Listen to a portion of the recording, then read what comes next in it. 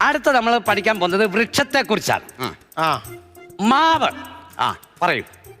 മൈദ മാവ്, ഗോതമ്പ് മാവ്, ആട്ടമാവ്, ദോശമാവ്, റവ, അമൃതം പൊടി അതോടെ ചേർത്തോ. പിന്നെ മുറ്റത്ത് ഒരു മാവ് നിൽപ്പുണ്ട്, അതുകൂടെ പറഞ്ഞാലോ? അതുടനെ വിട്ടു.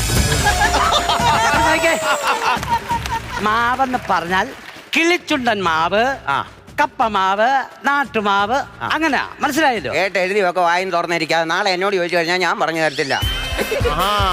കൊച്ചാട്ടാ പന. ഞാൻ എന്താ പണിയാനാ? പനയാനല്ല, പന പന. പയ്യെ തിന്നാ പനയും തിന്നാ. ചാപ്പാട് മാത്രം ഓർത്തോണ്ടിരിക്കുക. ആ പനയെ കുറിച്ച് 2 വാക്ക് പറയാനാ പറഞ്ഞ്. എനിക്കറിയത്തില്ല. അറിയത്തില്ലോ?